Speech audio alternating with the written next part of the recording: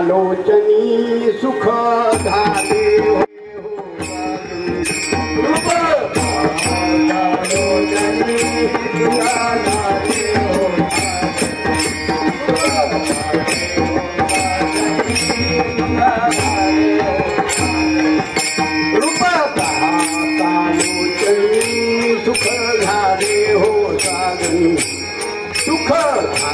साधनी सुख झाले हो साधनी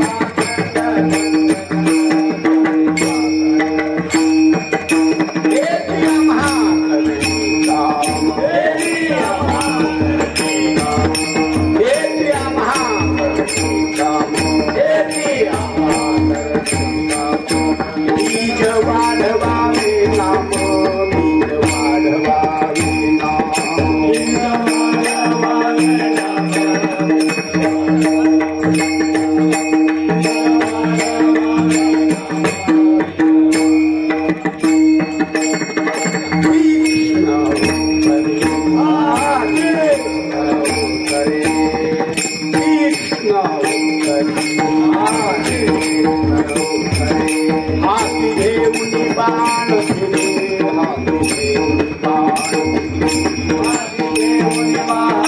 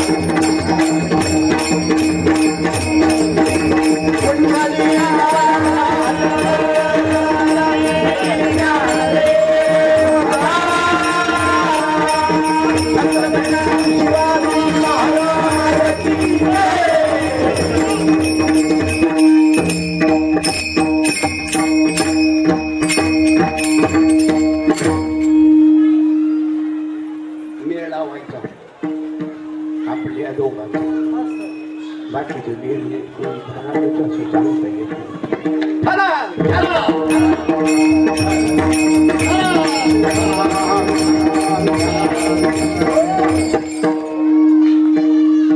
प्रस्तुत या ठिकाणी सालावात प्रमाण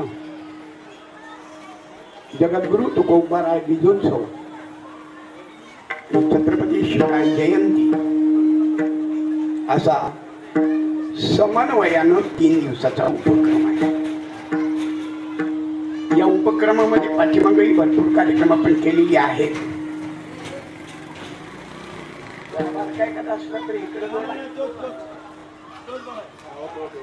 आमच्याकडे आला आणि तुमच्याकडे पुन्हा काय मग ठीक आहे. धन्यवाद. गेले अनेक वर्ष हा इथं उपक्रम चालू आहे. 1 जानेवारीला सांगता होणारा सप्ताह सुद्धा इथं मोठ्या प्रमाणावर होतो. त्याही कार्यक्रमामध्ये आपण कधी वेळ मिळेल त्या पद्धतीने येत असतो. ज्यामध्ये आजच्या दिवसाचं कीर्तन पुष्प गुंफण्याचं काम आमच्या हरिभक्तीपरायण उथळे महाराज यांचा फोन आला. महाराज शिवजयंती म्हणलं अजून खाली आहे. पण तुमचा फोन झाल्यानंतर बरोबर 4 फोन झाले. गेल्या वर्षी सासवड शेजारी शिवजयंती केली होती. त्याच्या अगोदर मोरोडचीला शिवजयंती केली होती. आणि त्याच्या अगोदर हादे राजापूर रत्नागिरी तिथं 2-4 वर्ष लागू पडले. हा मोकळा वेळ असतोच असं नाही. पण योगायोगानं सापडला या ठिकाणी येणं झालं. आपल्या सर्वांच्या परमपवित्र मंगलपद कमलाचं दर्शन झालं. मी माझं भाग्य समजतो. सेवेला सुरुवात करण्या अगोदर वारकरी संप्रदायाचं आणि अखिल महाराष्ट्राचं आराध्य दैवत महायोगपीठे तटे भीमरथ्यां वरं पुंडरीकाय धातुं इंद्रहि समागत्य तिष्ठं तमानन्दकन्दं परब्रह्मलिङ्गं भजे पाण्डुरङ्गं.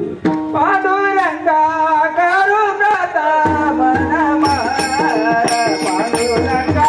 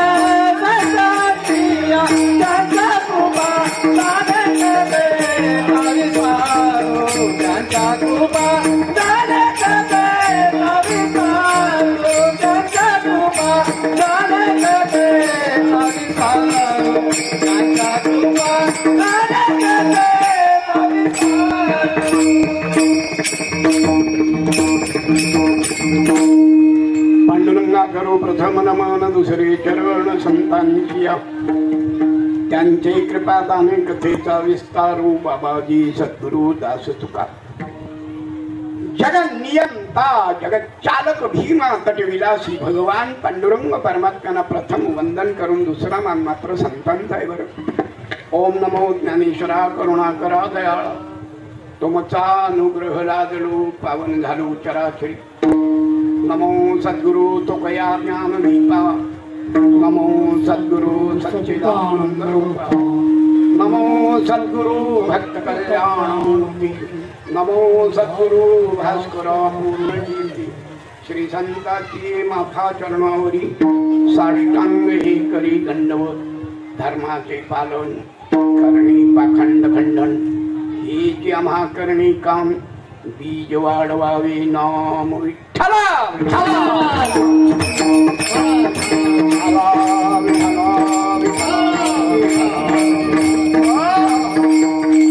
प्रस्तुत सेवेकरता निवडलेला अभंग जगद्गुरु जगद्वंद्य जगन्मान्य विषय विध्वंस कवीर वैष्णव देहू निवासी श्रीमंत साधू श्री तुकाराम महाराजांचा 4 चरणाचा पवित्र आणि गोड अशा प्रकारचा अभंग आहे.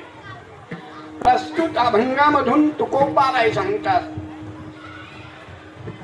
धर्माचे पालन, धर्माच्या संस्थापनेसाठी भगवंताचा अवतार आहे आणि पालनासाठी संतांचा अवतार आहे. धर्म संस्थापनेसाठी माझा अवतार आहे असं गीतेमध्ये भगवान परमात्मा अनेक ठिकाणी सांगतात. यदा यदा हि धर्मस्य ग्लानिर्भवति भारत अभ्युत्थानम् अधर्मस्य तदात्मानं सृजाम्यहं किंवा परित्राणाय साधूनां विनाशाय च दुष्कृतां धर्म संस्थापनार्थाय संभवामि युगे. भगवंताच्या अवताराचं प्रयोजन संतांच्या अवताराचं प्रयोजन फारसं भिन्न नाही. भगवान परमात्मा धर्माची संस्थापना करू शकतील, पालन घडेलच असं नाही. पुराणांतरीची भरपूर उदाहरणं देता येतील. संस्थापना होईल, पालन होईलच असं नाही ना.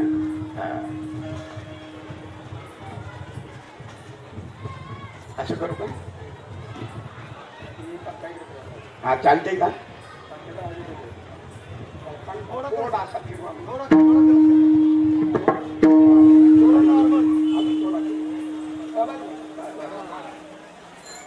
छान. कळलं पाहिजे ना कुठं काय होतंय की. आम्ही आरडायचो, तुम्ही साथ करायची, लोकांना काहीच कळायचं नाही म्हणल्यावर काय उपयोग आहे? कळण्यासाठी तरी सगळे भगवंताच्या अवताराचं प्रयोजन आहे, तसं संतांच्या अवताराचं सुद्धा प्रयोजन आहे. बघ, भगवान परमात्मा धर्माची संस्थापना करतील, संत महात्मे धर्माचं पालन करतील. भगवान परमात्मा आणि संत यांचा समन्वय साधत बसलो तर कदाचित त्याच्यामध्ये कीर्तन सुद्धा संपून जाईल वेळापुरापुढे. संतांच्या अवताराचं प्रयोजन आम्ही वैकुंठवासी आलो याची कारणाशी बोलिले जे ऋषीसाच भावी वर्ताया साधू संतांचे मार्ग आढळून भरले जे उच्चिष्टाचा भाग शेष उठला तसे यासाठी संतांच्या अवताराचं प्रयोजन जसं हे आहे तर भगवंताच्या अवताराचं प्रयोजन सुद्धा फार गोड आहे. दोन्हींचा समन्वय म्हणजे धर्म आहे. धर्म वेगळा नाही. धर्माबद्दल भरपूर बोलता येईल. हल्ली धर्माविषयी काय काय बोलतात, मला तिकडे जायचं नाही, माझा तो विषय नाही, म्हातारपणी मार सोसायचा नाही.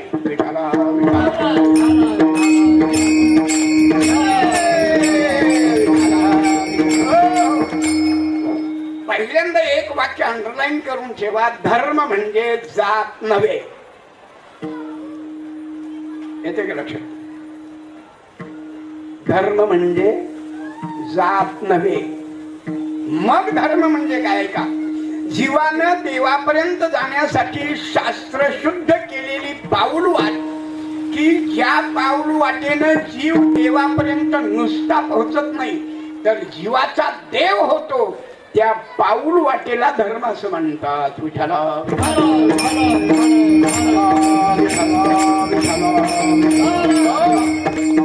पाऊल वाटेवर कोणते टप्पे आहेत, कशा प्रकारे आपण सिद्धीला जातो हा विस्ताराचा भाग आहे. वेळ मिळेल तशा पद्धतीने आपण जाऊ. हो आत्ताशी उभा राहिला आणि वेळ मिळेल तसं म्हणतोस म्हणल्यावर अवघड आहे घड्याळ. पण घड्याळ तपासली नाही की आपण टाइम झाली म्हणजे अहो राहिले किती, राहिले किती? पाऊण तास राहिलाय तुमच्या नियमाप्रमाणे. बोलू आपण 2-3 तास, पण मर्यादा पडतेच ना शेवटी तुमच्यात. हा तुम्ही म्हणून का करायचंय? संचारबंदी आहे, मारून मला खायला लागल. विठाला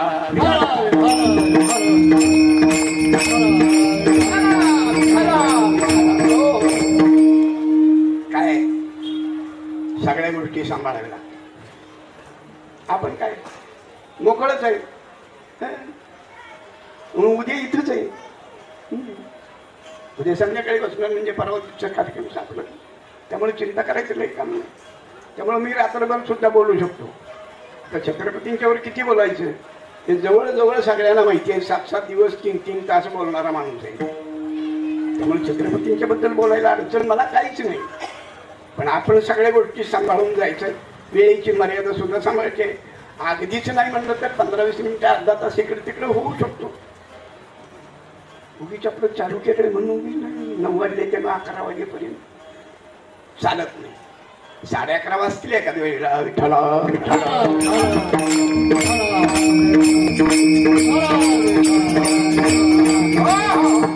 धर्म संस्थापना, धर्माचे पालन. भगवान परमात्मा आणि छत्रपती शिवराय यांचा जर समन्वय साधायचं म्हटलं तर त्याच्यासाठी कालेची 2 कीर्तन मला करावी लागतात. त्यावेळेला कुठेतरी वेळ लागतो. गोवा काय सांगतात खरंच.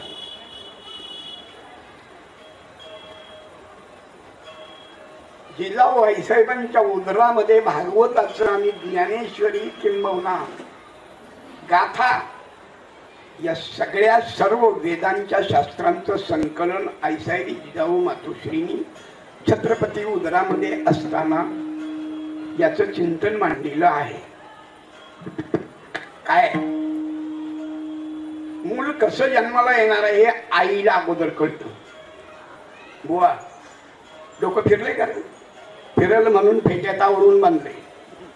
2 तास फिरू नको, पुन्हा फिरलं तर काही काम राहिलेलं नाही. रामराय जन्माला येणार आहे कौशल्य मातोश्रीला माहिती होत. आणि रे धनुष मारी रावण लंका विभीषणा देईन कधी राम जन्माईच्या अगोदर. कृष्ण जन्माईच्या अगोदर माहिती होतं काय तुझं लागी वधी उपजला मजाधी. शिवरायांच्या बाबतीत बोलायचं झालं जन्माच्या दृष्टिकोनातून फार बोलता येईल. मूळ पुरुष मालोजी राजांच्या पासून. मालोजी राजांना 2 पुत्र, बाबाजी भोसले आणि विठोजी भोसले.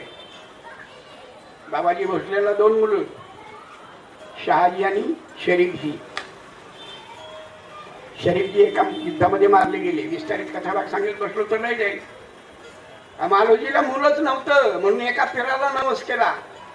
त्या पिराचं नाव आहे शहा शरीफ, म्हणून थोरल्याचं शहाजी, धाक्याचं शरीफजी. अगदी बारकाईने सांगायचं म्हटलं तर भरपूर सांगता येईल, आपल्याला तिकडे वळायला वेळ नाही. विठोजीला 8 मुलं. थोरला दत्ताजी आणि सगळ्यात धाकटा खेळोजी, ज्याची बायको मोहब्बत खानाला पळवून नेली होती तो.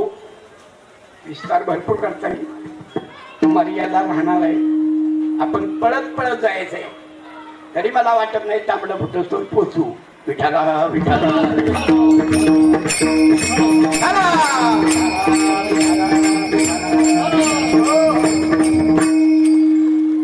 जागीरदार आहे कृष्णेश्वरचे. कृष्णेश्वरचं मंदिर आहे ना ते शहाजी राजांनी बांधलेले, याचा उल्लेख आहे. त्याचा जीर्णोद्धार केलाय काय त्याच्या नाही वळत तिकडं. शहाजी राजे खरंच राजासारखे वागले, राजासारखे होते.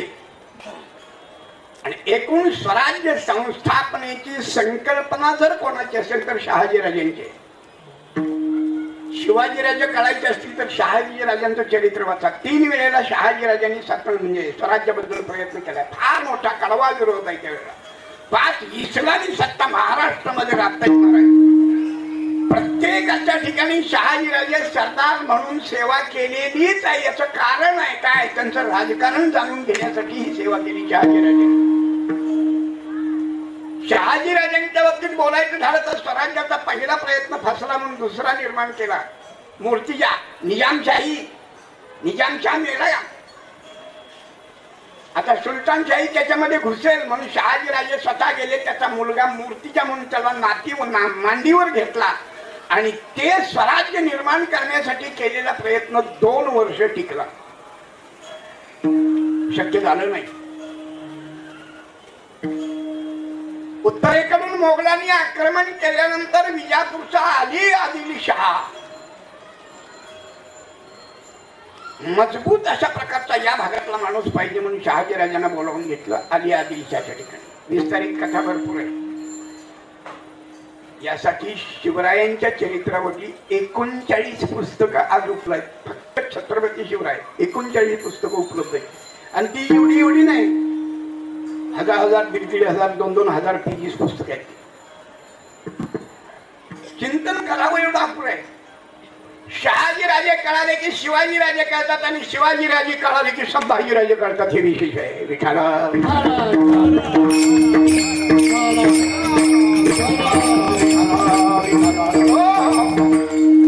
नाही विस्तार करत बसत. असंच बोलत बसतो तर वेळ जात. 2 मिनिटांमध्ये सांगून पुढे चलतो. शहाजीराजांना मोहिमेवर निघायचं. जिजाऊ आईसाहेबांना दिवस गेलेली आहेत.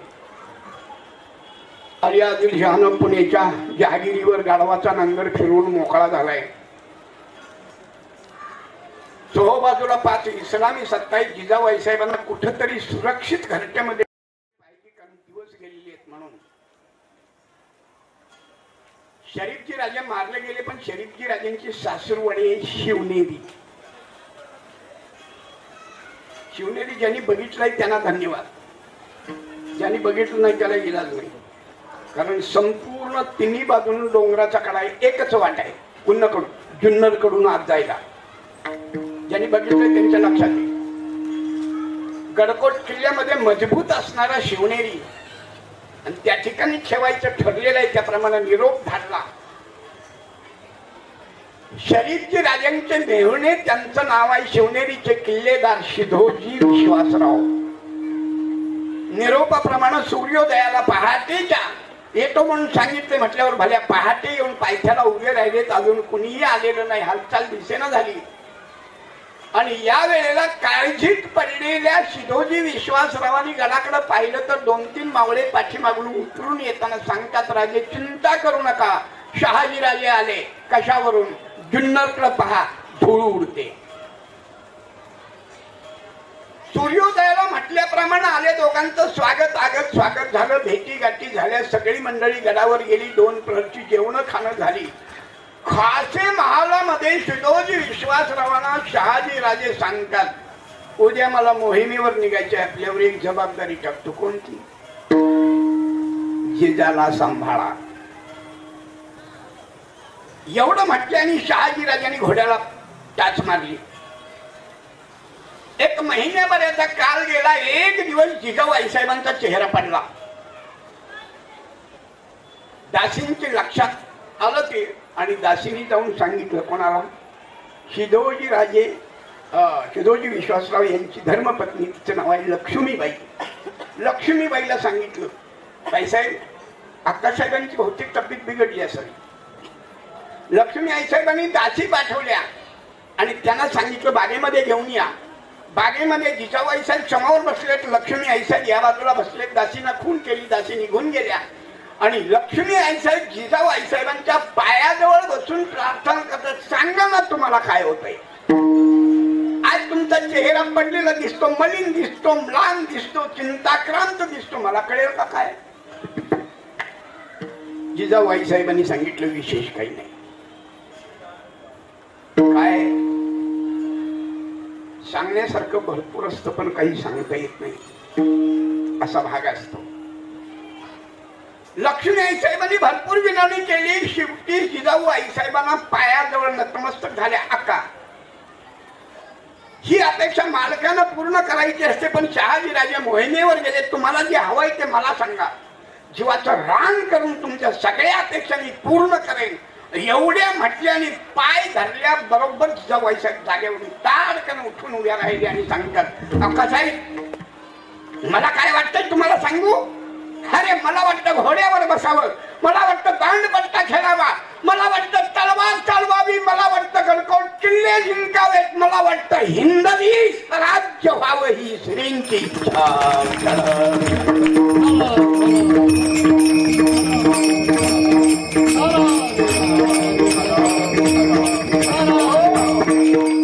काय सांगतो मी, तुम्ही ऐकलं नाही का कधी. ऐकले ना, पण पुन्हा पुन्हा काय सांगावं लागतंय.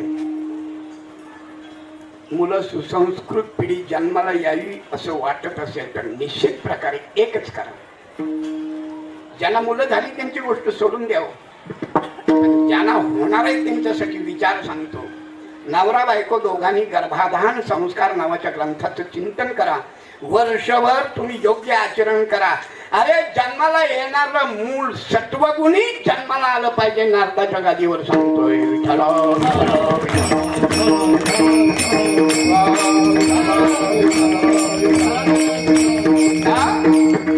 भरपूर बोलतोय. धर्म सांगून शिकवून संस्कार होत नाही. बरं संस्कार जन्मतः असा गेला. कोणाला वाटते आपले पोरांना दारू प्यायली, कोणालाच वाटत नाही. साहजिक आहे. कोणाला वाटतं वाईट वागावं, आपल्या मुलांनी वाईट वागावं असं कोणालाच वाटत नाही. तरी पण वागली जातात. याचं कारण काय. याचं कारण पूर्वाश्रमी आपण त्यांच्यावर योग्य संस्कार करू शकलो नाही ही एक चूक.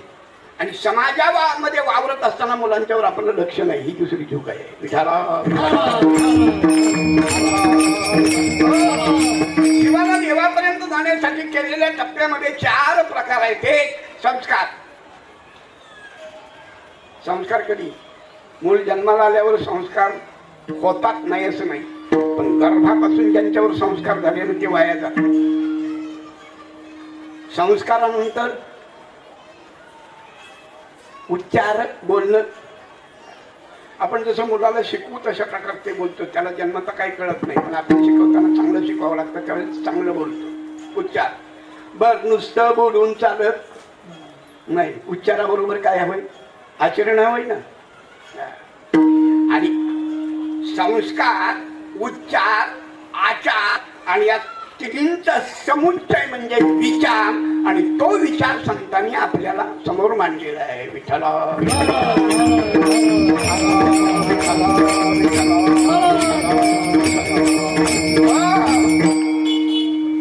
एकूण तुकोबाला या ठिकाणी प्रतिपादित करतात धर्माचे पालन. एक वेळ संस्थापना सोपी वाटेल पण पालन कठीण आहे. पालनाबद्दल बोलायचं झालं संस्काराच्या दृष्टिकोनातून उठल्यापासून संस्कार हवेत आपल्याला. अंथरुणावर उठून बसल्याबरोबर काय काय काय अंथरुणावर उठून बसल्याबरोबर काय काय. अरे अंथरुण बाजूला सारण, जमिनीला हात लावा आणि आईसाहेबांची क्षमा मागा. समुद्र वसणे गेली पर्वतस्थान मंडळी. आईसाहेब दिवसभरच्या कामासाठी तुम्हाला मला लाथ मारावी लागते, मला क्षमा करा. नाही संस्कार येणार आहे. उठल्याबरोबर काय, डोळे उघडले नाहीत नका उघडू. एक हात दुसऱ्या हातावर ठेवला. असा नव्हे, असा. आणि हात उघडा. आणि आपल्या हातामध्ये का काय काय. अरे तुम्हाला पाहिजे ते तुमच्या हातामध्ये काय. कराग्रे वसती लक्ष्मी. लक्ष्मी पाहिजे ना. अरे कशाला दुसऱ्या पुढे हात पसरता, तुमच्या हातामध्ये आहे ना. सरस्वतीची सेवा करावीशी वाटते ना. कुठे आहे, लांब नाही, करमध्ये सरस्वती. आणि देव देव देव कशाला हिंडता ओरडत. देव कुठे आहे. अरे तुमच्या हातामध्ये करमुले तू गोविंदम प्रभाते कर दर्शनम, इथून सुरुवात आहे. सकाळी उठल्याबरोबर मंगळ स्नान झालंच पाहिजे. स्नान झाल्याबरोबर तुळशीला पाणी घातलंच पाहिजे. घरात असणाऱ्या देवाची पूजा केलीच पाहिजे आणि कपाळाला काहीतरी लावलंच पाहिजे. काय सांगतो, खरं सांगतो. काय लावायचं, काही लावा. माती लावली तरी चालते, पण कपाळाला काहीतरी लावा. वारकऱ्याबद्दल नाही सांगावं लागत. बुक्का काहीतरी अष्टगंध, निदान गोपीचंद काहीतरी नाही ना. वारकरी आपला कुलस्वामीला गुलाल लावाना चालतंय ना. तुम्ही शंकराचे भक्त आहे ना, भस्म लावाना चालतंय. मल्हारीची भक्त आहे ना, भंडारा लावाना, कपाळ बरोबर बिघडते कुठं. पण काहीतरी कपाळाला लावल्याशिवाय आपण हिंदू ठरत नाही, हे किती जणांना माहिती आहे. कोणी या गोष्टीचा विचार केला? काहीतरी लावा ना. बरं नाही काय मिळालं, चुलीत राख लावा, बिघडते कुठं. अजिबात काय नाही मिळालं, तव्याचं काळं लावा, दृष्ट तर लागायची नाही. काय संस्कार आहे, धर्माचरण म्हणतात. आणि या धर्माचरणाचं जसं त्या तसं जर आचरण जगाच्या पाठीवर कृष्ण परमात्म्यांच्या पाठीमागं कुणी केलं असेल तर छत्रपती शिवराय विठ्ठला.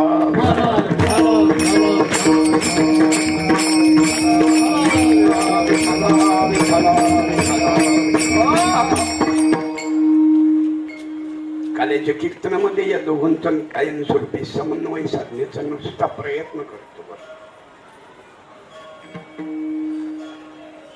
भगवान गोपाल कृष्णांनी धर्माची संस्थापना केली. छत्रपती शिवरायांनी स्वराज्याची संस्थापना केली. भगवान गोपाल कृष्णांनी कंस, चाणूर, मुष्टिक आदी सर्व राक्षसांचा वध करण्यासाठी लहान लहान गोकुळातले सर्व गोपाळ एकत्रित केले आणि गवळ्यांची सेना निर्माण केली.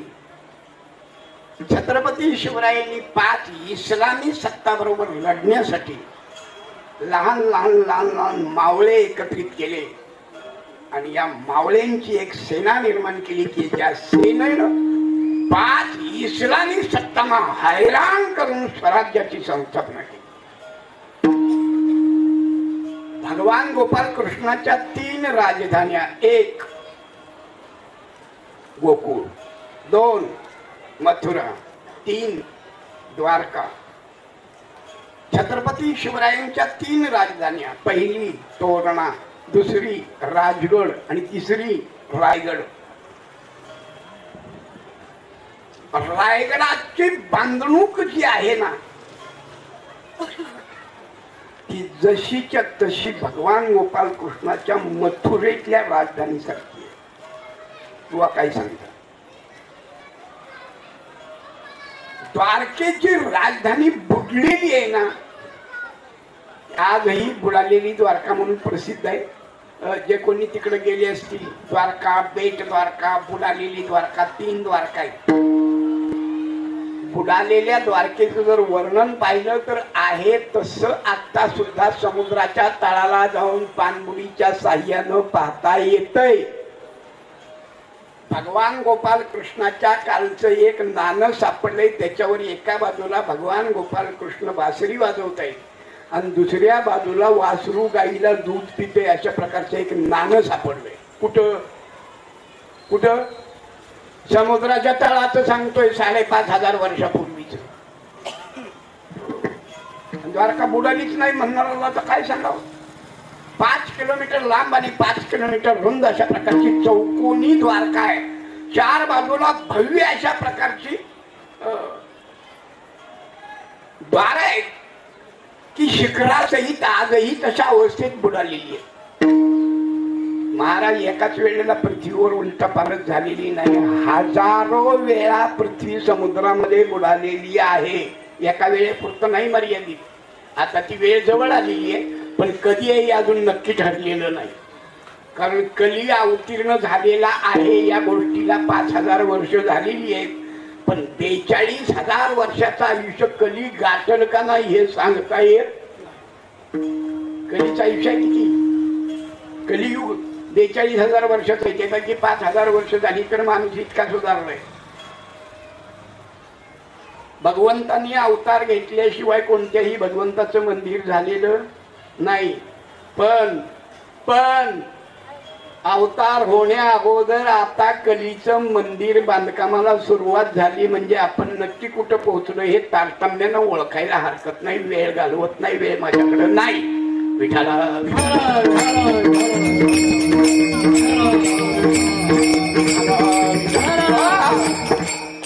राजधानीच पाहायची असेल भगवान गोपाल कृष्णाची तर आत्ता रायगडावर जा. बुवा काय सांगता? खरं सांगतो, जिथं छत्रपती शिवाजी महाराजांचं आसन आहे संपूर्ण तो चौक विस्तारित आहे. 172 फूट लांब हा कोपरा आहे आणि 172 फूट हा कोपरा लांब आहे. भोवताली संपूर्ण तटबंदी आहे.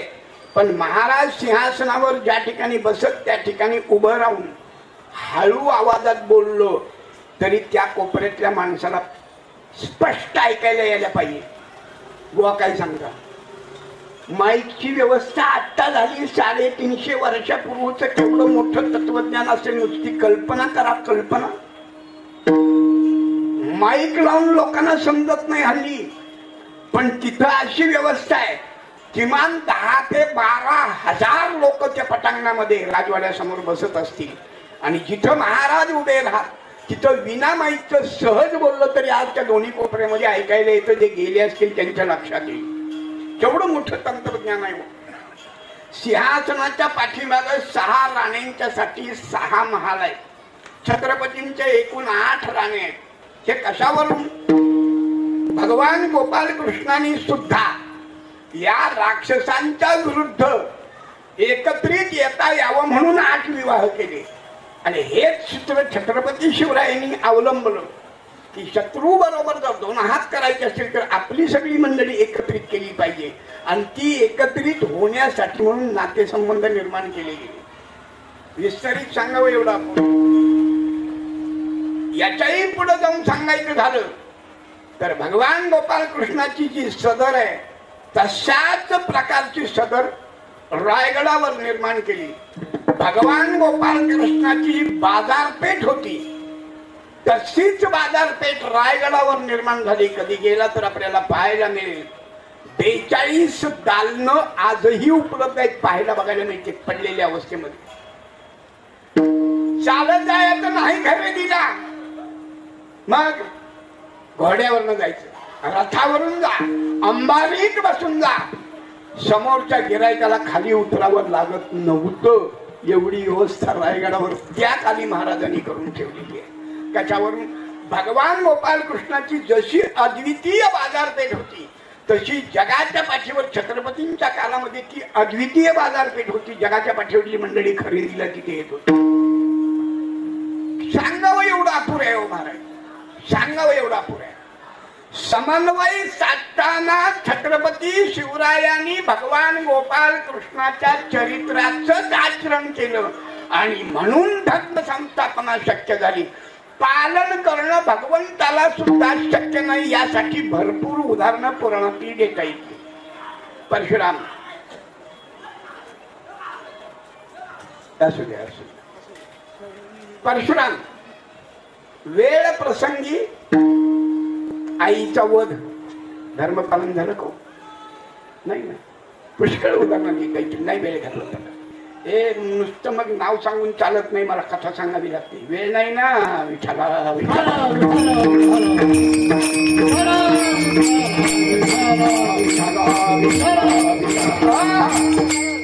धर्माचे पालन, एक गोष्ट लक्षात ठेवा. आपण धर्म पालन करतो,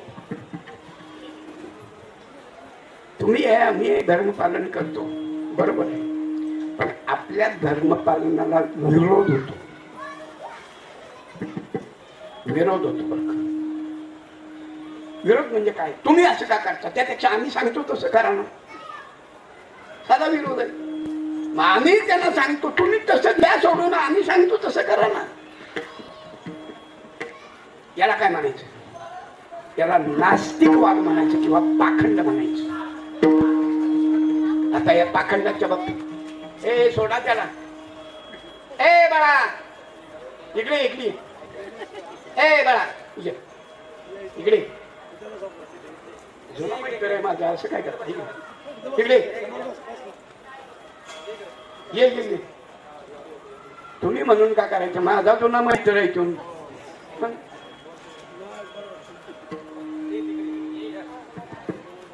अरे वा वा वा वा वा.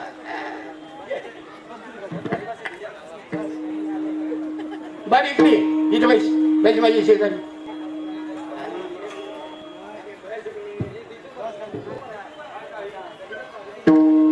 असू दे असू दे.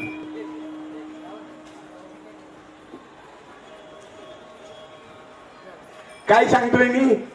हेची आम्हा करणे काम. विठाला विठाला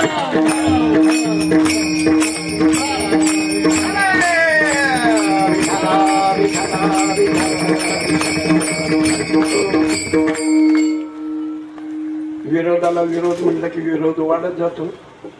पण विरोधाला आपण असं करावं लागतं त्यावेळेला व्यवस्थितरित्या घडतं.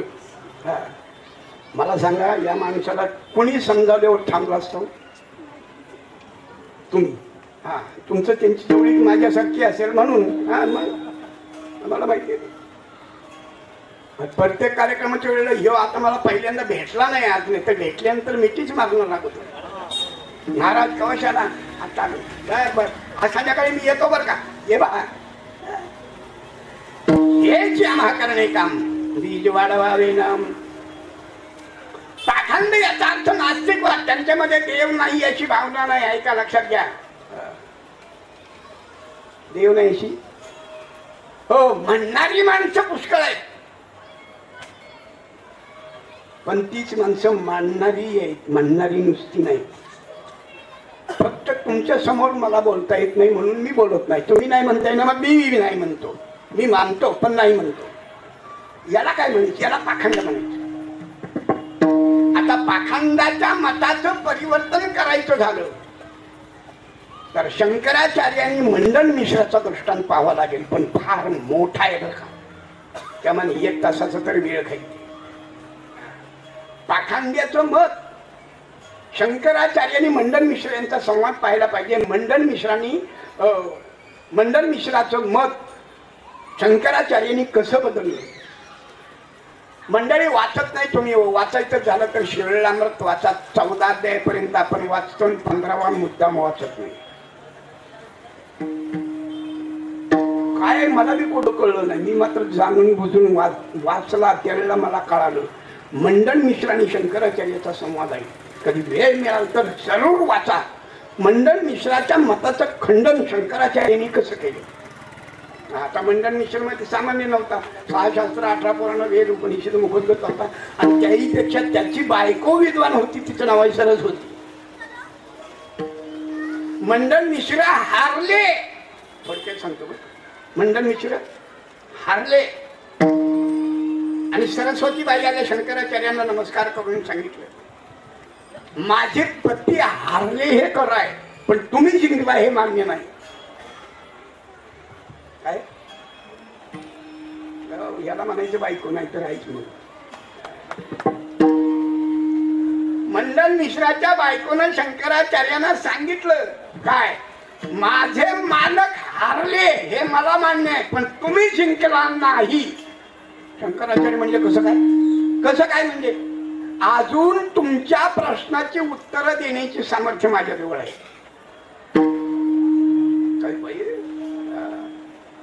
आणि तिने सांगितलं मी निकाल देणार नाही, मी पतिव्रत आहे, निकाल तुमचा तुम्ही बघायचा. तिने 2 फुलांचे हार आणले, दोघांच्या गळ्यात घातले आणि तुम्ही एकमेकांच्या शंकांचं निरसन करा, पण मी सांगते त्याप्रमाणे निकाल लागेल. कसा? तुमच्या दोघांच्या गळ्याचे हार घातले, त्याच्यातला ज्याच्या गळ्यातला हार सुकेल तो हारला. काय विद्वत आहे म्हणलं सरस्वती बाईची. आणि खरंच दुसऱ्या दिवशी सूर्योदयापर्यंत वाद चालला आणि शेवटी मंडन मिश्राच्या गळ्यातला हार सुकला त्याला शंकराचार्याला दोघांनीही लोटांगण घातलं आणि क्षमा मागितली. आम्ही चूक झाली आमच्याकडून, पण शंकराचार्यांनी फार मोठा अधिकार दिलाय त्या सरस्वतीबाईला. सरस्वतीबाईला सांगितलं तुम्ही हारला नाही, मग प्रत्यक्ष तुम्ही सरस्वतीच व्हाल म्हणून मस्तकावर हात ठेवला. म्हणून त्या सरस्वती मंदिराची अजूनही पूजा चालू आहे.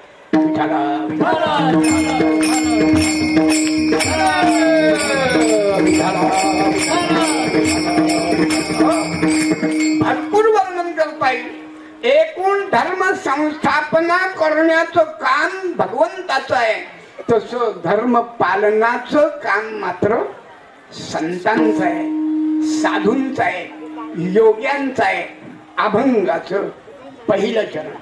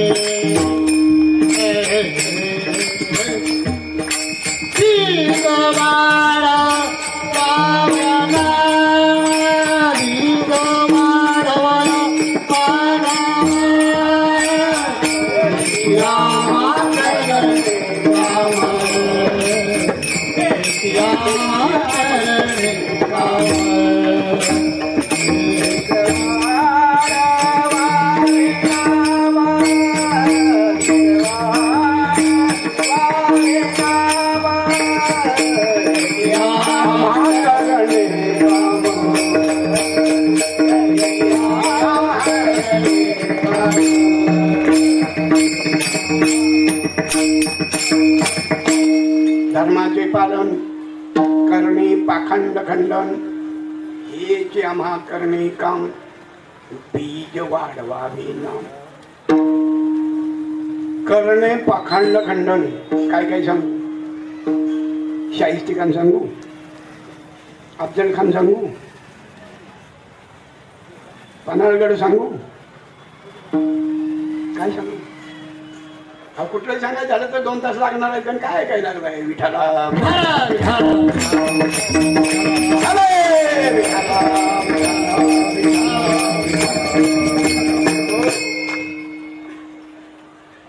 छत्रपतींचं चरित्र आहे ते, कठीण आहे हो. एक मुद्दा जर घेतला, पन्हाळगड घेतला, बस पन्हाळ्यावरून निघताना सुरुवात करताना शिवाकाशीत पासून सुरुवात करावी लागल. त्याचा मेकअप कसा केला महाराजांनी, त्यांना मेकअप करत असताना आपले जोडे त्याच्या पायात घालत असताना महाराजांच्या अंतकरणाची अवस्था काय, शिवाजी काशीच्या अंतकरणाची अवस्था काय, आपला जिरेटोप त्यांना चढवताना त्यांची अवस्था काय, आपली अवस्था काय. हे शेवटचा टप्पा तर एवढा गोड आहे. महाराज गिरफ्तार केला शिवाला हो, आणि ज्याला विचारण्यात आलं खरा शिवाजी नाहीस तू, तो हात जोडून सांगतो मी शिवा काशीद आहे, पण मरताना मात्र छत्रपती शिवाजी महाराज म्हणून मरतोय, हेच माझं भाग्य आहे.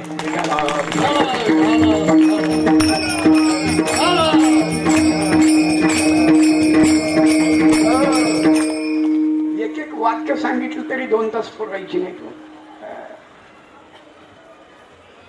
खिंड बघितल्यानंतर लक्षात येते ग कुठली, विशाळगड आणि पन्हाळ्याच्या मध्यंतरी जी खिंड आहे,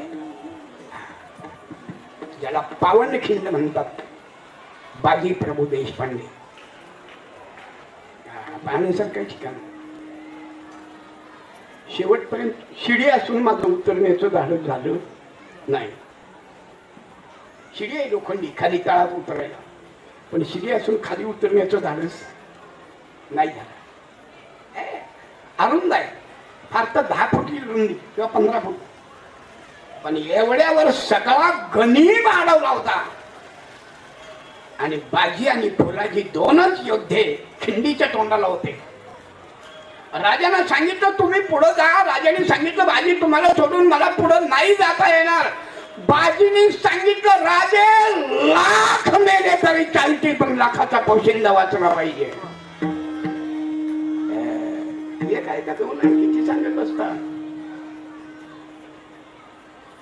राजाने हात जोडून सांगितलं बाजी आम्ही चलतो बरं, पण एक लक्षात ठेवा, विशाळगडावर गेल्याबरोबर पहिला तोफेचा आवाज या तुम्ही सुरक्षित पोहोचलाय हे कळाल्याशिवाय या खिंडीतून एकही गनीम वर नाही जाऊ देणार. ज्यावेळेला तोफेचा आवाज झाला त्यावेळेला माझे राजे सुखरूप पोहोचले म्हणून प्राण सोडलाय. तोपर्यंत छातीवर लागलेले बाण जे होते ना तसेच होते. बाजीने एका बाजूला घेऊन गेलेली होती. बाजी प्रत्येक वेळेला विचार तोफेचा इशारा झाला का, तोफेचा इशारा झाला का. तोफेचा इशारा ऐकला, माझे राजे सुखरूप पोहोचले आणि बाजीनं आनंदानं प्राण सोडला. हे एक एक नाही हो, बरंच सांगता येईल, बरंच सांगता येईल. काय काय सांगा एवढ्या थोड्या वेळामध्ये 1-1.5 तासामध्ये काय काय सांगा. हे क्षमा करणे काम, कोणतं काम स्वराज्य संस्थापनेचं काम छत्रपती शिवरायांनी केले आणि तुकोबरायांनी हेच काम केलं. कोणतं बीज वाढवावे ना, मऊ बोलून चालत नाही. खरं सांगतो बरं महाराज, लय मऊ जर बोलायला लागला तर तुमच्या ढुंगणाला दोस्तार कुणीही ठेवणार नाही. मग वारकऱ्याने जेवढं मऊ वागायचं तेवढं कठीण वागलं तर या समाजामध्ये तुम्ही टिकू शकता. नाठाळाचे माथा हानोकाठी समर्थ जमेल तसं जगलं पाहिजे. तुकोबा हेच सांग, कठीणाला कठीण उत्तर द्या. जो मऊ आहे ना, चालतंय ना, भले तरी देऊ. काशीची आपण म्हणतोय बरं का, गाथा तपासा, भले तरी देऊ. समाजामध्ये जरा काही बरं दिसत नाही म्हणताना ते शब्द वापरायचे नाही. त्यांचे शब्द कशा प्रकारचे ते योग्य आहेत त्या काळामध्ये, ठीक आहे, त्याच्याबद्दल वाद नाही, त्यांचं चुकीचं आहे असं नाही. पण आपण ते उच्चारण्याच्या लायकीचे नाही म्हणून बोलायचं नाही. विठाला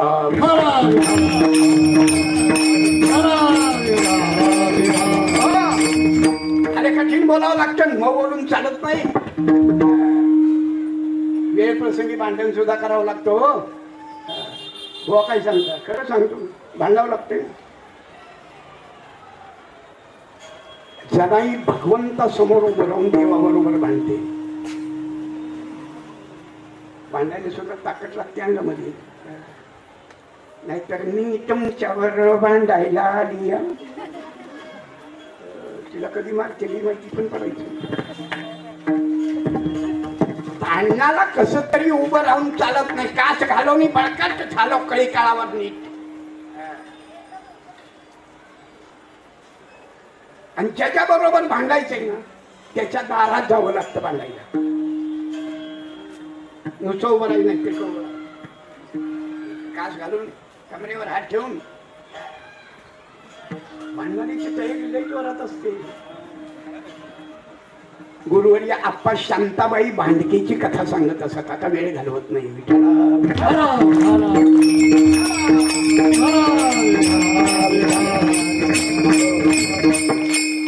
कोण भांडायला उभं राहिले? जनाई आई साहेब कुठं पांडुरंगाच्या समोर. काय म्हणते तो? त्याचं कौतुक केलं का जनाबाईंनी? अरे विजया मूळ मायेच्या कारट्या. खरंय का? खरंय, खरंय. आता मूळ मायेच्या कारट्या इकडे जर ह्या भारडात घुसलो तर 2-3 दिवस मी बाहेर यायचो नाही.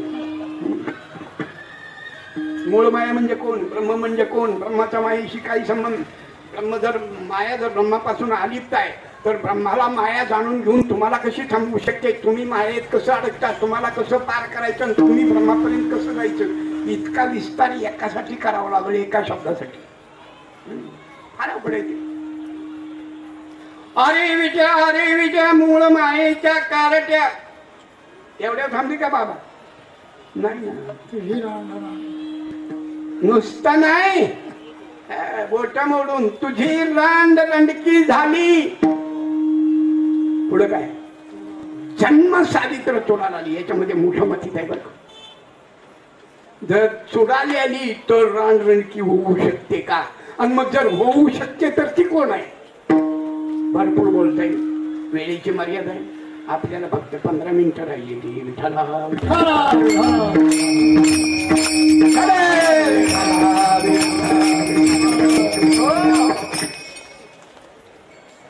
एवढ्यावर नाही थांबली हो. कुठे उभी राहिली? कुठे उभी राहिली? देवाच्या समोर उभी राहिली. आणि नुसती आतापर्यंत बोलत होती पण आता शिव्या द्यायला सुरुवात केली. उभी राहो नि अंगणी शिव्या देते दासी जणी. भांडण करावं लागतं. भांडण केल्याशिवाय देव बी मिळत नाही. येडे हो, भजन करून मेले पण देव स्वप्नात बी आला नाही. काय उपयोगाचं आहे? त्याला भांडायलाच पाहिजे त्याच्या बरोबर. तेवढी ताकद आपल्यामध्ये पाहिजे ना. एवढं कठीण बोलता आलं पाहिजे. तीक्ष्ण उत्तरे. मग संतांच्या जवळ काही धनुष्य आहे का? बाण आहे का? तलवार आहे का? हत्यार आहे काय? काही नाही. मग समाज बदलतो यासाठी ते काय वापरतात? काय वापरतात? शब्दांचेच बाण वापरतात. हाती घेऊन बाण फिरी. कोणते बाण? शब्दाचे वाघबाण ज्याला म्हणतात. त्या वाघबाणानं समोरच्याचं परिवर्तन करणं. आम्हाला हेच करायचंय. हेच आम्हा करणे काम. बीज वाढवावे ना. याबाबत नुसतं नाही सांगत तो खूप. कारण बोलताना सुद्धा मोठा आहे त्याला कसं बोलायचं? हा लहान आहे याला जोड्यानं मारलं तरी चालतंय. नाही, सगळ्यांना सारखाच नियम. नाही भीड भार ड नाही. नाही भीड भार. कोणासाठी? तुका म्हणे साना थोर लहान थोर सगळे सारखेच. समाज उद्धारण्यासाठी म्हणून वापरलेले शब्द सगळ्यांच्यासाठी सारखेच ऐकणार आहेत. हो, लहानासाठी वेगळं नाही, मोठ्यासाठी वेगळं नाही. निर्देश घालून दिलेले जे नियम आहेत ना ते सर्वांच्यासाठी सारखेच आहेत. परमार्थाच्या दृष्टीने सगळ्यांना सारखे नियम आहेत. गरीब श्रीमंत नाही, लहान मोठा नाही, उंच नीच नाही, विद्वान अडाणी नाही, हा भेदच नाही. सगळं सारखंच आहे. आणि तुकोबाराय सांगतात त्या सगळ्यांना बरोबर घेऊन आम्हाला हेच करायचं आहे. हेच आम्हा करणे काम बीज.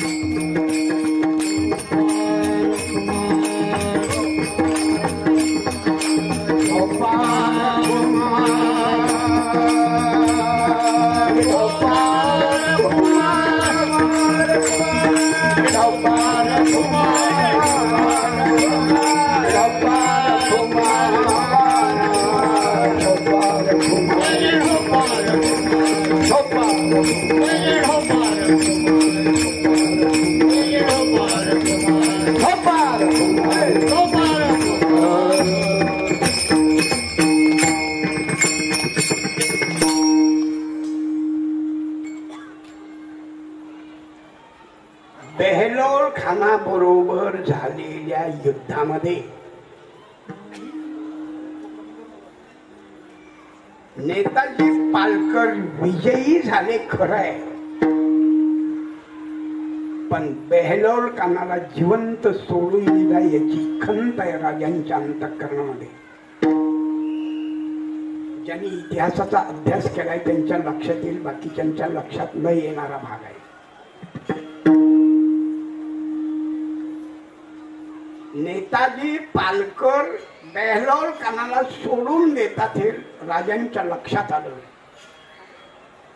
राजे नुकतेच आग्र्यावरून सुटून परत आले.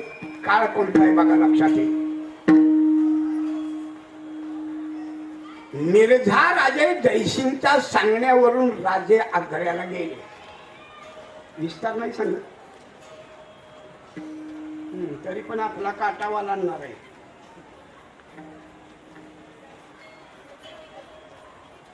राजा कशा प्रकारे सुटून आले हे जर सांगायचं म्हटलं तर कमीत कमी तासभर नक्की जाणार आहे. वेळ घालवत नाही आपला. पण नेताजी पालकर आणि राजांच्या मध्ये वैर नव्हतं. आता पुन्हा सांगतो तुम्हाला. पण त्या काळचं राजकारण साध्य करण्यासाठी नेताजी पालकर मिर्झा राजे जयसिंगला जाऊन मिळाला. मिर्झा राजे जयसिंगने दुसरी चाल केली. एक शिवा सुटला म्हणून काय झालं, शिवाजीच्या तोडीचा दुसरा शिवा सापडला. कोण? नेताजी पालकर. नेताजी पालकरांचं चरित्र फार मोठं आहे बरं का. नेताजी पालकर एका लढाईपुरते मर्यादित नाही, नेसरीच्या घाटामध्ये सुद्धा फार मोठा पराक्रम गाजवला नेताजी पालकर. फार गोड भाग आहे.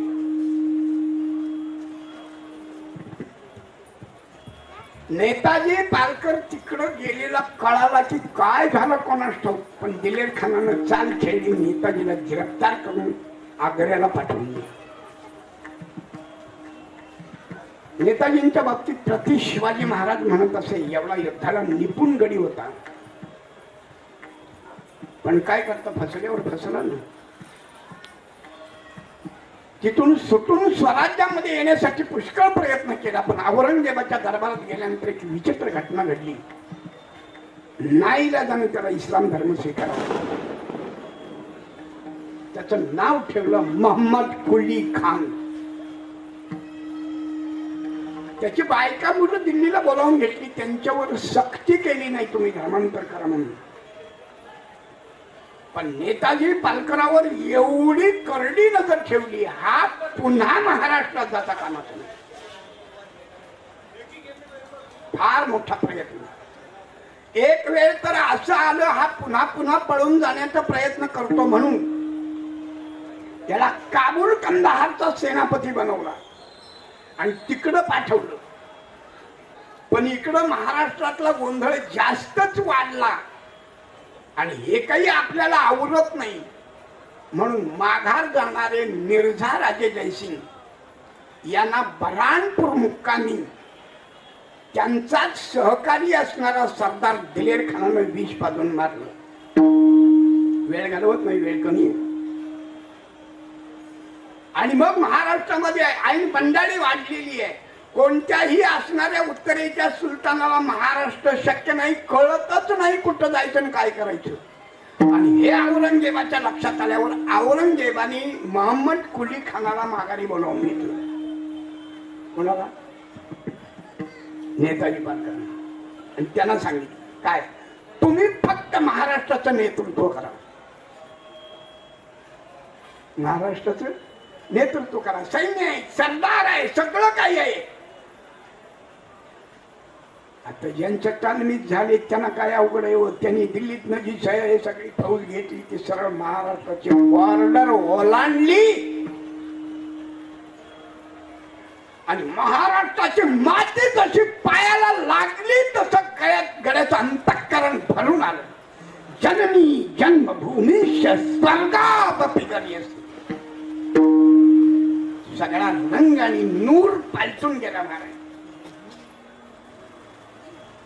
एके अमावस्येच्या रात्री सर्वजण झोपले असताना मध्यरात्रीच्या वेळेला एक डबडं घेतलं आणि सगळ्या सैन्याच्या तळामधून हा महापुरुष एक काळी घोंगडी पांघरून बाहेर पडला. तो पुन्हा माघारी गेला नाही. रात्रीची वेळ आहे, कुठं जायचं माहिती नाही, कुणीकडून रस्ता आहे माहिती नाही. 3 रात्री फिरत होते, कारण दिवसा फिरायला तर पुन्हा गिरफ्तार करतील, पुन्हा जिवंत सोडणार नाही.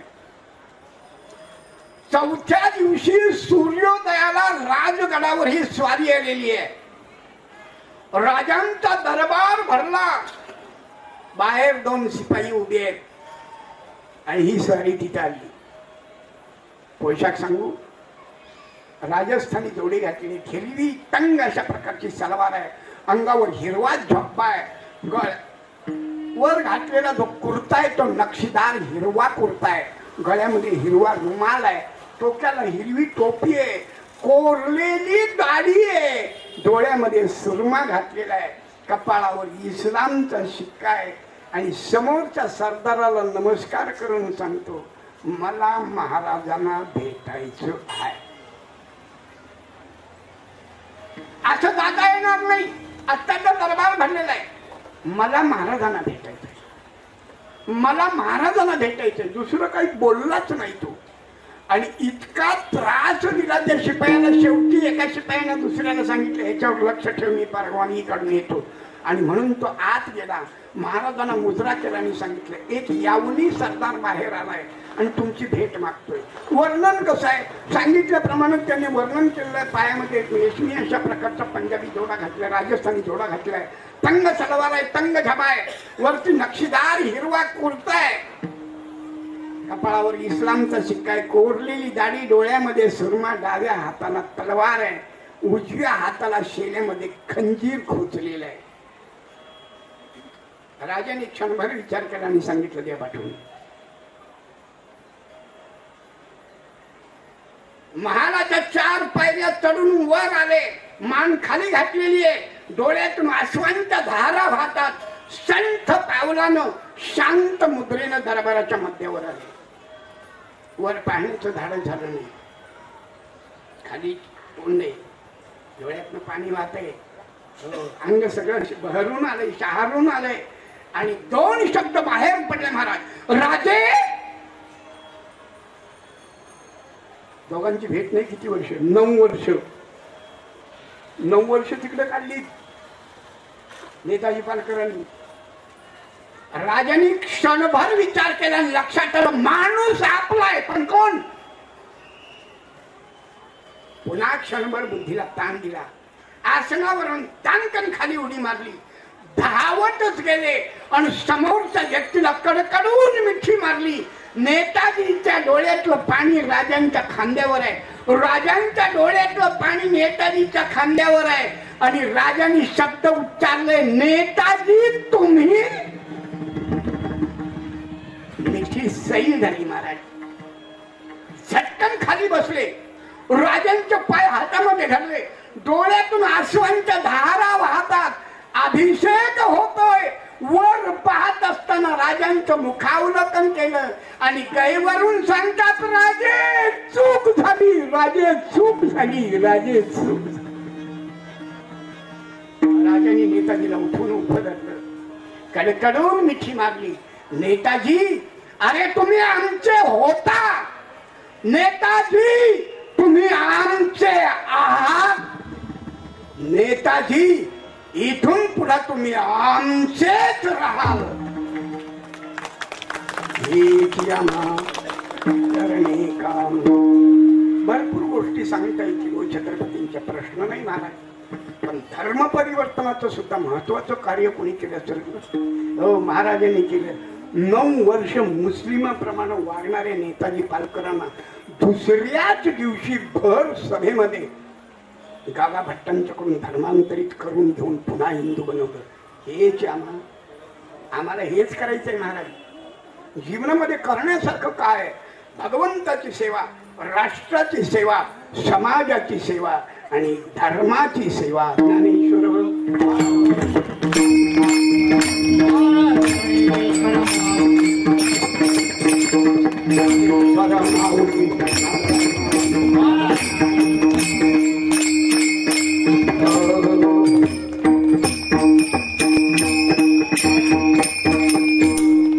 तीक्ष्ण उत्तरे हाती घेऊन बाण फिरे.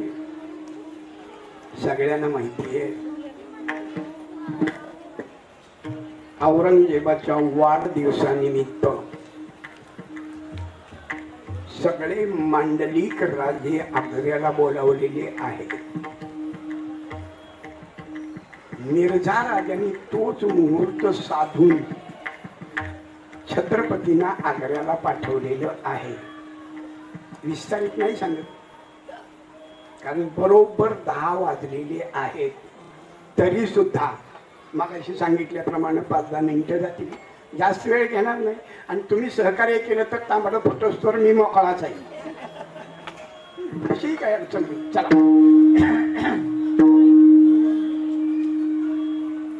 इकडून एकलिंगजीची शपथ घेऊन मिर्झा राजांनी आपला मुलगा रामसिंगला आग्र्यामध्ये राजांची व्यवस्था करायला सांगितली.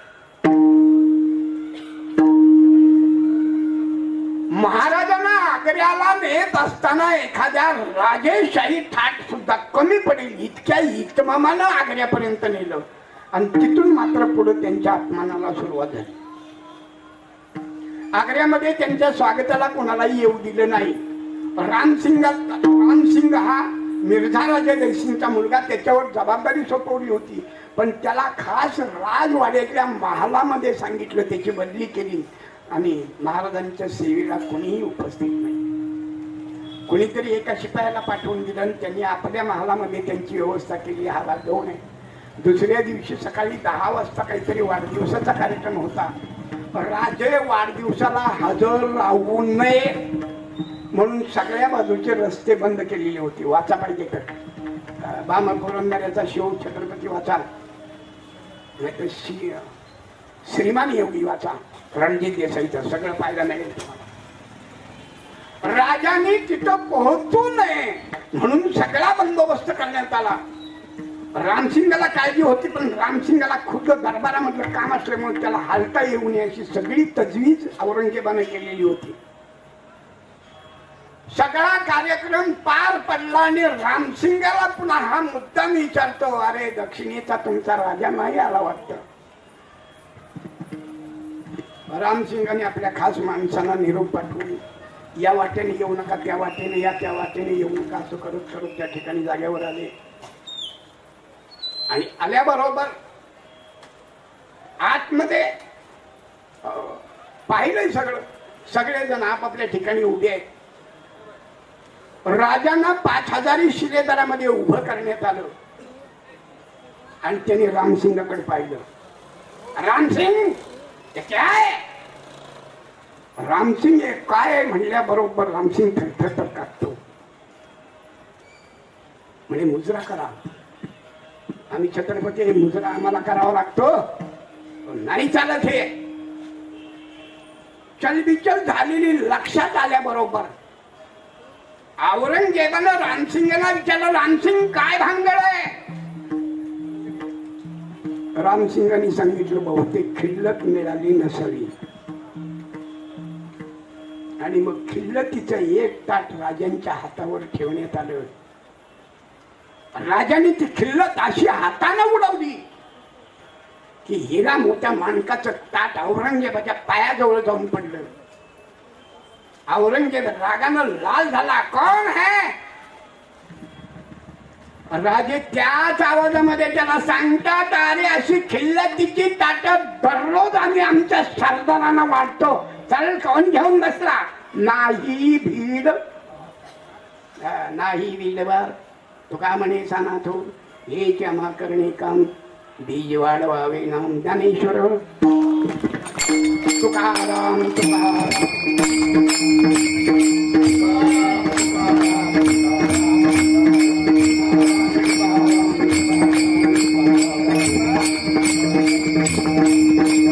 पुंडलिक वरदा श्री ज्ञानदेव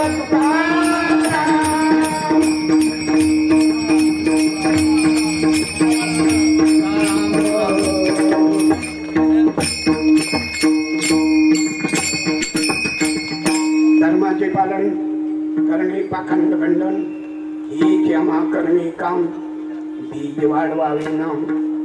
तीक्ष्ण उत्तरे हाती घेऊन दान केले, हे क्षमा करणे काम, बीज वाढवावे नाम. नाही भीड भार तुका म्हणे सानाथोर, हे क्षमा करणे काम, बीज वाढवावे नाम. या ठिकाणी येणं झालं. आपल्या सर्वांच्या परमपवित्र मंगल पदकमलाचं दर्शन झालं. मी माझं भाग्य समजतो. कोणाचा याचा नाम निर्देश करत नाही, वेळ झालेली आहे.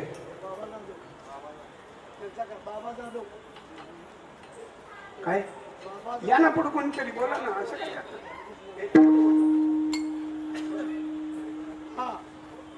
या कार्यक्रमाचं संयोजन, मग ते सगळं तुम्ही कोणीतरी बोललं पाहिजे. बरोबर.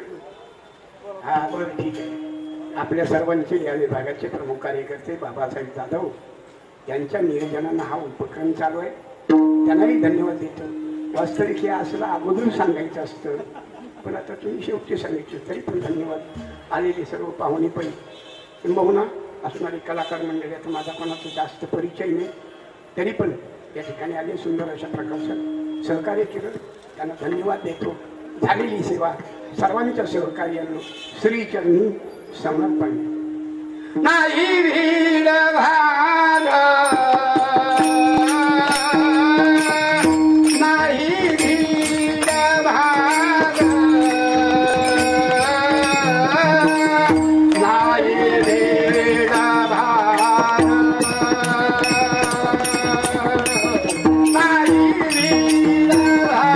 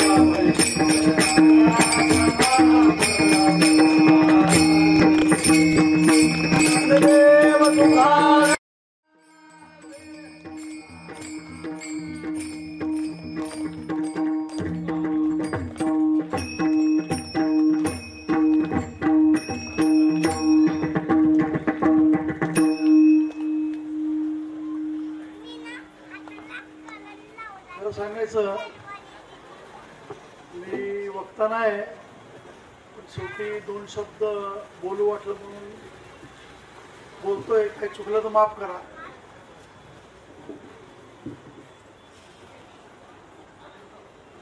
श्री सिद्धिविनायक मित्र मंडळ सार्वजनिक शिवजयंती उत्सव व संत तुकाराम महाराज वैकुंठ गमन या मागचा खरा शिल्पकार, खरं प्रेरणास्थान जे माझे श्रद्धास्थान ते माझे चुलते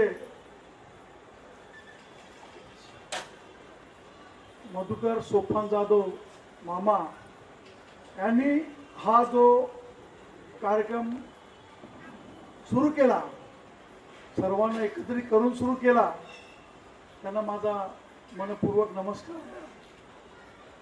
खरोखरच आज कालपासून हा कार्यक्रम चालू झाला.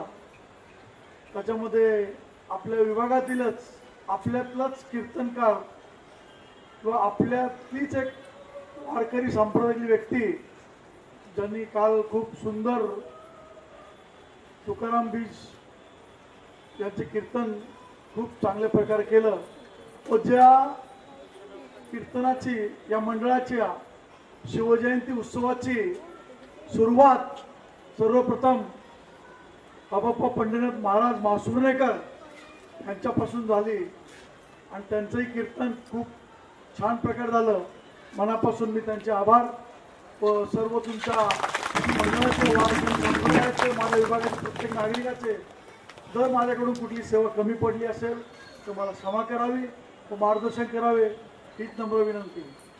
जय शिवराय. देव तुकाराम, देव तुकाराम, ज्ञानदेव तुकाराम, देव तुकाराम, देव तुकाराम, तुकाराम तुकाराम.